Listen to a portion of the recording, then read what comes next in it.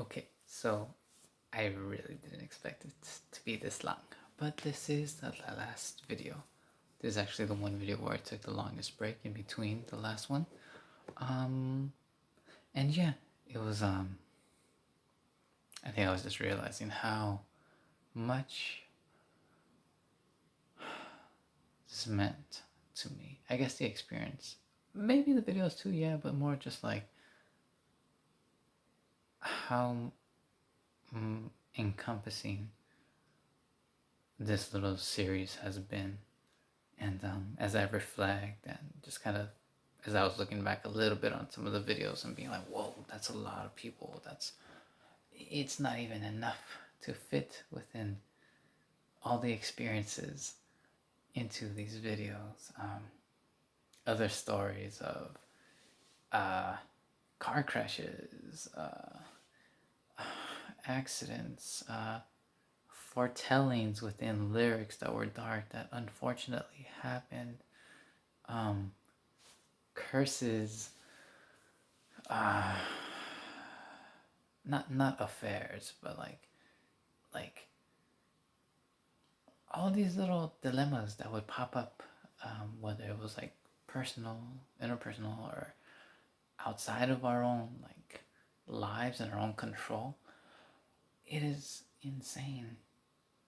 Playing a show in Topanga Canyon late into the night and having the cops show up and saying like, just because you're in the butt F of Egypt doesn't mean you can be playing like the wazoo, or I don't know. It was so many crazy and fun, electric shows, moments, experiences, conversations, people that we would meet after, before, during shows, other venues, other studios that we would visit. My God, I went to college for a little bit, but whatever it was, like I felt like, again, this was about 12 years of my life. So about like from 18 to 30 more or less. That was my school. That was my school of punk rock. That was I don't know punk rock, but that was my school of rock. I love Jack Black, and I love that movie. But to finish this up, one point that whatever it was, better or worse, that I didn't bring up is when the band moved, not just me, but when the whole band moved into our second row rehearsal studio. That was around the time I met my girlfriend, Alba. She played a very important role in my life, and continues to do so. We'll see in the future, but she already has cemented her place in my heart. But anyways, yes. Sorry for putting you on blast, sweetie. But yes. So heading into the exit of Amber and Matt. Again, I don't know what it was. I don't know if it was just the accumulation of everything, the accumulation of the finances that I was finding hard to, because as we kept going into a new studio, losing more members, it's like, oh, that's a lot more rent that me and Esteban had to put in. For a moment, it was just me and him. It was insane, as this whole trip has been. But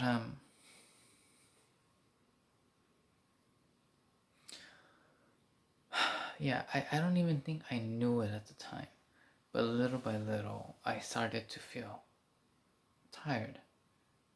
I'm sorry, Esteban. But yeah, I think it was. I'm just saying for myself, like, I don't know what it was. I really don't know. I think I remember. What I do remember is when Esteban told me that we were getting not one, not two, but 3 new members. first was a very good friend called Martin. He plays in a band called Betty's Mustache. It's kind of like ritmo, like Aladdin, kind of like cumbia kind of sound. They do a lot of like covers, but some original stuff too. Like, oye changuito, no te olvides. Oye changuito, come banana. They played some Daft Punk in Spanish, but anyways, I knew him as a guitar player, and we actually known each other for a while. Actually, outside of that, we played some shows together, and really great guy. I love Martin. But Esteban told me that he was gonna play drums with us, and I'm like, no offense, but I was like, drums? Like, he plays drums? I didn't know. I was not prepared. I was like,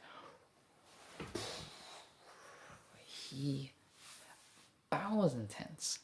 But Martin, he was fucking loud. Not in a bad way. It was just a bull, just like, pa, pa, pa.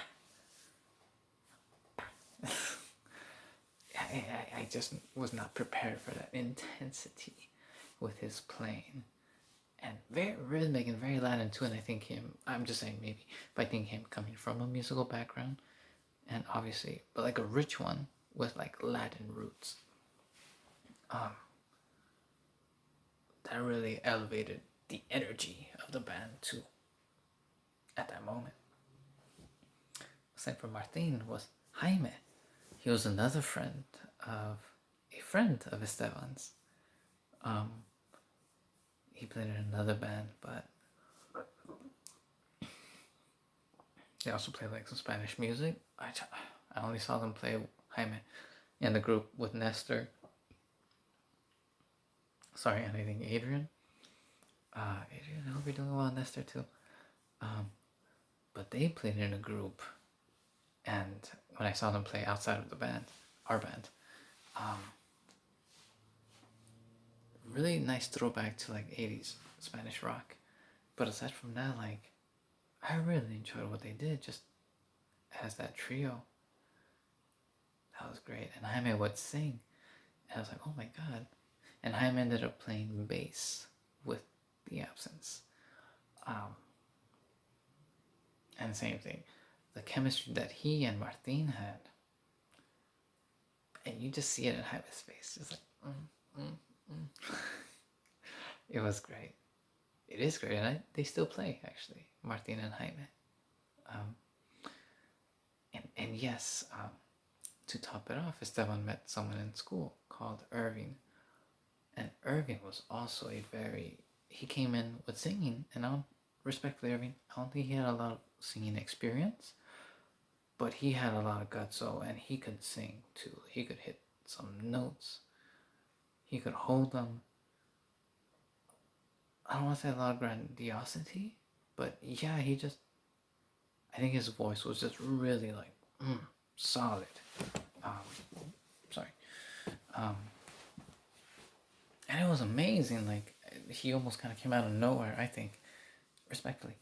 I was like, what? Like, and he also came in with like this very positive attitude, which in retrospect, I was like, my god, like, that is amazing. Like, he came with a bunch of different ideas as well for like the studio, how we can help manage it. It was great. And I say this all it was very lovingly then, as it is now. But I remember when I first got to know Jaime. I mean, I've seen at some of the shows that they played at, but I think it was at this place called Rafa's Lounge, which was also host to a lot of good shows that the Absynths has played at. But I think it was just a very personal thing too. I just wasn't sure what I was doing. Again, the finances, and I'll get into that later. But I think things were just starting to get a little overwhelming. Myself being older, talks that I would have with Esteban, respectfully, of like, what are we doing? Not just with music, but our lives. We're getting older. These responsibilities that we have, like our families, And by this point too, I already knew, but I put so much into this project, something that I still need to learn in balancing. I feel like I've been getting better, just saying, on the side note. But I put a lot of myself within the project in different capacities, I would say, from running the website to the Insta to photos to the artwork, and I know I could have done a lot more musically too, but I'm just saying respectfully, taking care of like the bills, not me by myself, but like overlooking the bank, um, and I will say that that is something that I myself, um, I just lost track of it, um, and it was hard to manage and ask everybody because eventually everybody was helping pitch in. There were other people that were helping at the studio too, but for me to be like, oh, like, okay, everybody, like, this is how much money we need. This is how much everybody can contribute. Oh, you can't do this. It's like, okay, cool. What if this? What if someone else could lend that? And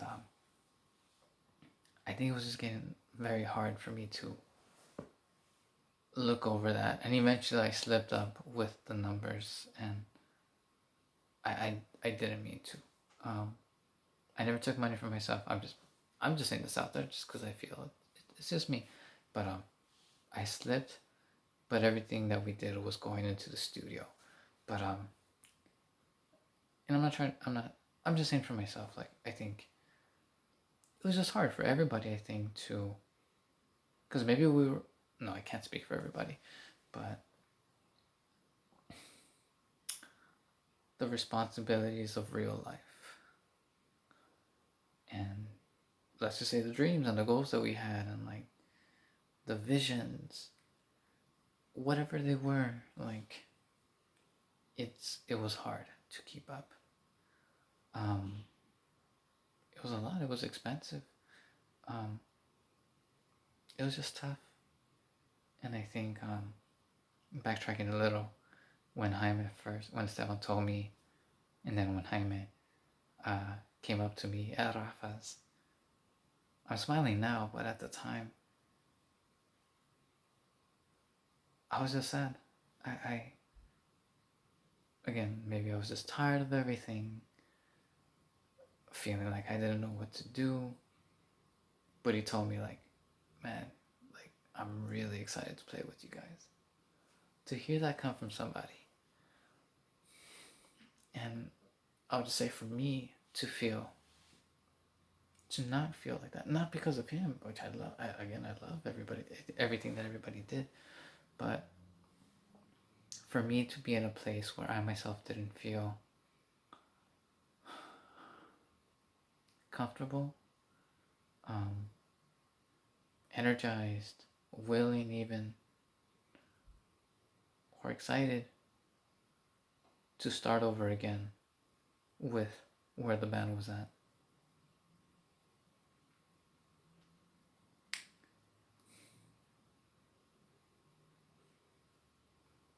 It was just really hard for me to hear so much excitement and for me to not be there. Maybe that's just me taking too much of a step forward, but I think if anyone's ever had conversations with anyone who's ever been, I don't want to say depressed, but like just not feeling well overall mentally, and to kind of like try to bring that up, and he didn't know, and I'm not trying to call him out or anything. It's not. I think it's more just me saying, like, being honest and not feeling well. It was hard to bring myself up, and I know my negativity at the time also might have impacted everything within the band too. Again, this is just me. But yeah, but we played, and there was some really interesting stuff that came out of like that group of five. Well, number five, but it was, yeah, again, with Martin's electricity and the chemistry that he had with that funky Latin vibe with Jaime, and then Irving coming up with those ideas. And I didn't mention this, but throughout all this time too, growing up, getting to maybe even eventually writing a few little songs myself. and even starting to, I don't want to say be a spokesperson, but really taking the microphone and talking with people in the audience during shows. I wasn't singing, but this was before. This was kind of like more towards Amber and Matt time, but already it was kind of like, oh, like I'm kind of taking also this, I'm just saying, responsibility too of like, I get to talk with people, and it sounds weird and silly, but like it's something I've really grown to love. Still get nervous about, but I was like, wow, this is a whole new vibe that I get to do with within the band. But maybe I was also just feeling, I'll be honest, like jealous, seeing my role in that kind of diminish a little, feeling like, this is just me, feeling like the music that I was trying to bring in wasn't really fitting in either as well. And there's respect to everybody. Again, I'm just speaking about on my behalf, but in general, I just don't think I was feeling comfortable just with myself and where I was at. And it was hard to do that with the band. It was hard to be in that mental state and be within this project for what it was. This project that I felt, in some way I felt like I can't take ownership. But in some ways I felt like with respect, Esteban and everybody's just like, by that point again, I was one of the oldest members with Esteban. He founded it and I just happened to be there. As I happen to find myself in life. But trying to take more responsibility now too. But to see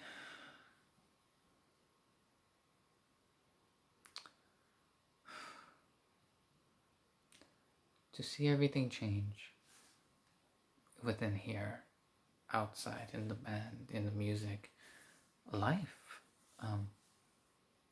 responsibilities, goals, relationships that we had with other people, it was very difficult. And I think it was just too much for me to, it was a lot for me to take in. And there were things that I think I could have done better. There were things that maybe I didn't always feel comfortable within the space. Respect. But again, I'm just speaking in the sense of where I felt I did wrong. I could have done better. And whether even in the sense of like, oh, helping manage a band, helping come up with a vision, maybe not always being able to make that happen, not just because of me, but with everybody. My own contributions, musically, just my space within the band, or maybe even me just feeling like I wasn't fitting in anymore. Again, tied in with being tired, without going too many times in circles. It was heavy, and it was intense, and I feel so much easier about it now, with all respect. But I can't tell you how, it sounds silly, but how at the time, feeling that I put so much of my life into this project, and seeing it kind of get to a point where I had to question, simply, I guess, can I keep doing this? Again, it's so much easier for me to say no, and I think it sounds silly. I keep saying that, but I just remember how difficult it was for me to even acknowledge that, let alone speak it out loud. Maybe I couldn't even formulate the words because I wasn't even able to. Just everything being processed, and eventually I couldn't do it. It got to a point where I just let everybody know, like, I don't, I'm sorry, I don't think I can do this anymore. And there have been times in the past where that has popped up, just throughout the years, but like this was where everything was kind of, I don't want to say tumbling. Oh, tumbling dice. But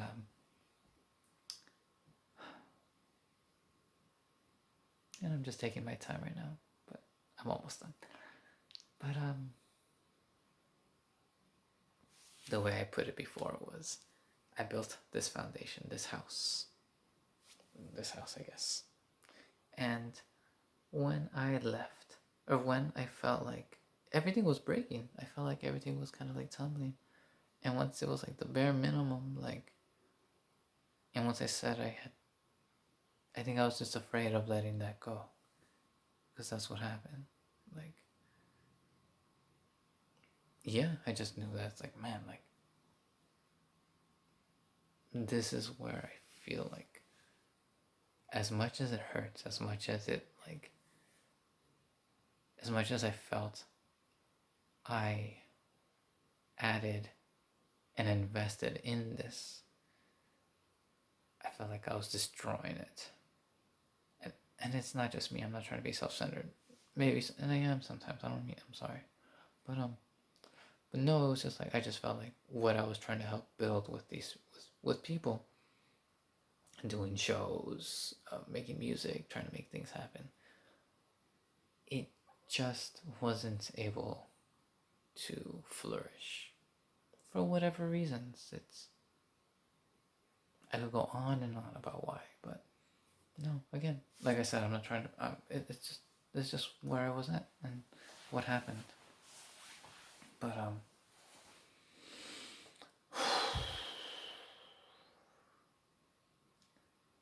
when I eventually left the studio, the music, the band, the lifestyle, and yes, I love the lifestyle. I love that, like, that rock and roll, like, vibe, and I did imbibe in a few uh, indulgences, but that's a whole nother thing. But eventually, I was phasing out of that too. But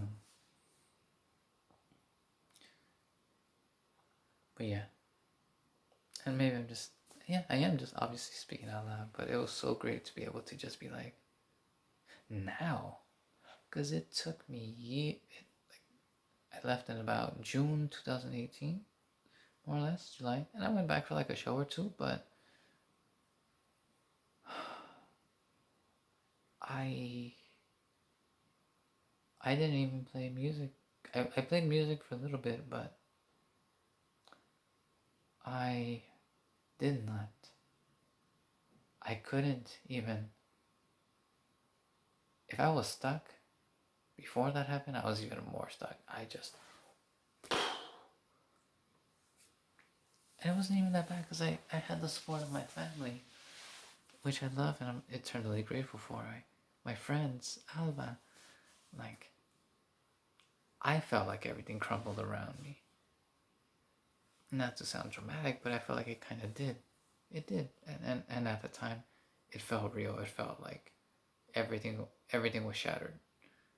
And it's interesting how back then I would say, like, it's like my whole world was upside down, because it did. It's like gravity, just like everything just fell out.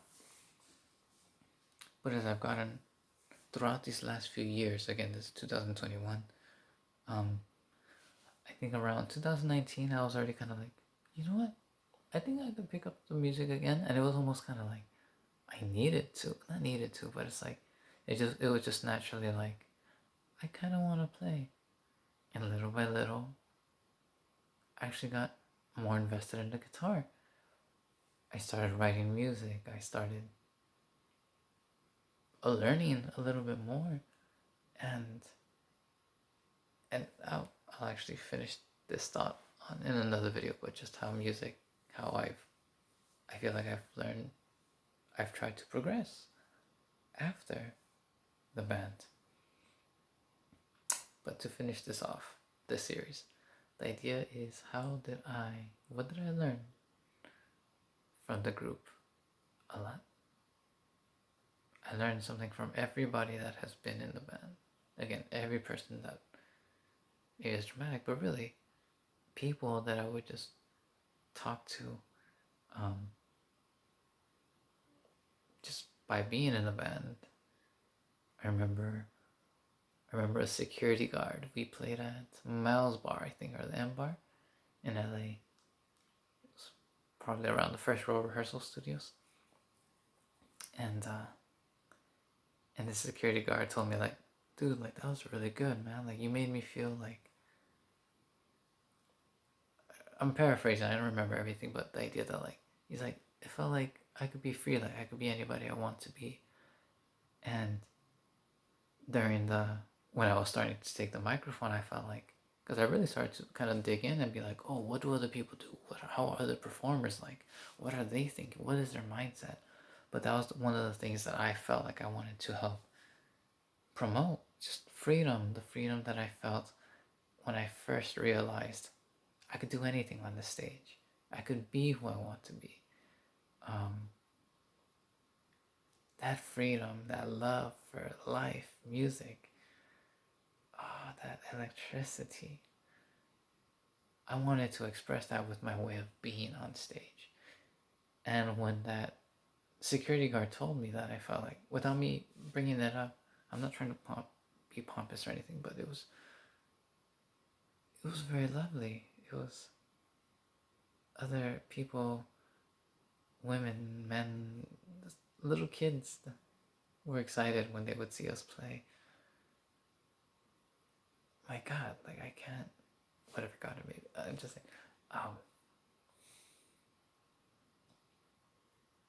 everybody experiences different, but to have that experience, okay, all right, maybe I could still keep studying and going to school, but like, to have had that experience and have that be a part of my school of life, my Jesus, I would never have,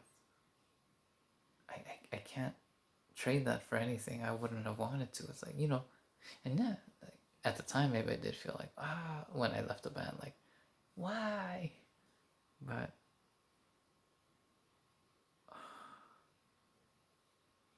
it's beautiful. It was really great. And I think if I would have tried to make a video like this at the time,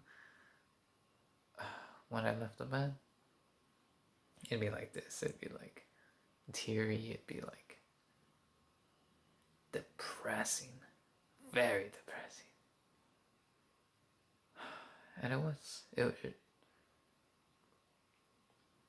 just one more time.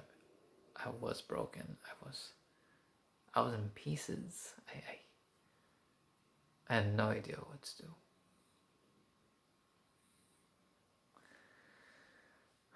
But as John Cho said, as Spike Spiegel in the new, which I thought was pretty good. I didn't think it was that bad, of the Cowboy Bebop live action remake edition.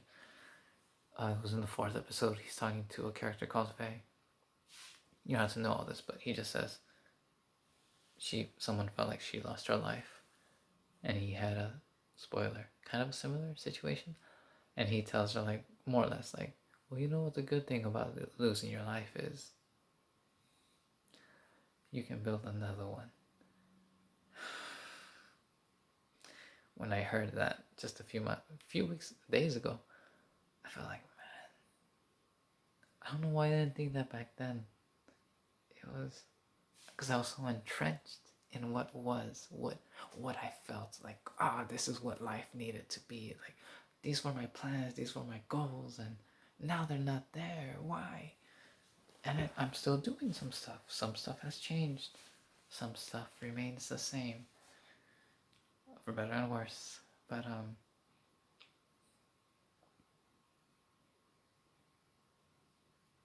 it wasn't just a musical journey. It was a personal journey. Not just personal either. It was interpersonal. There were so many different connections that tied in.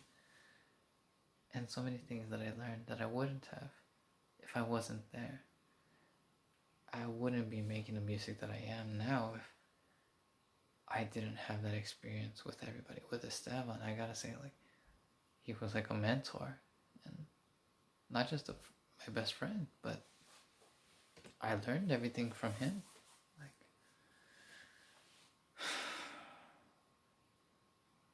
I'll be finishing up, but you never know. This is history, I guess.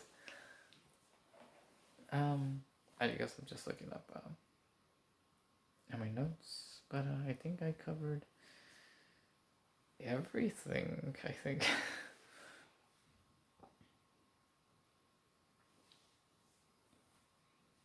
I can't say anymore. Just if you try to make a band,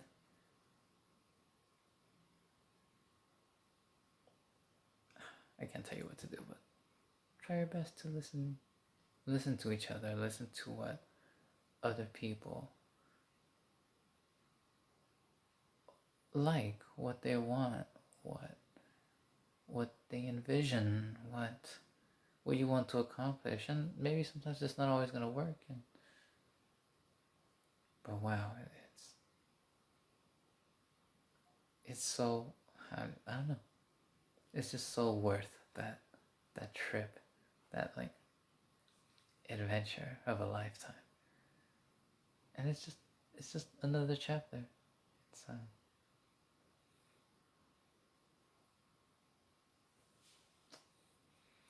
to everybody that was mentioned in the video and beyond. Thank you. I never took anything from anybody. The only thing was, again, the digital drum pad, and I think I had a pedal from Esteban, which I gave back. I think I have one more. I gotta give it back, but aside from that, I just hope everybody is doing well. I hope this does whatever it needs to do.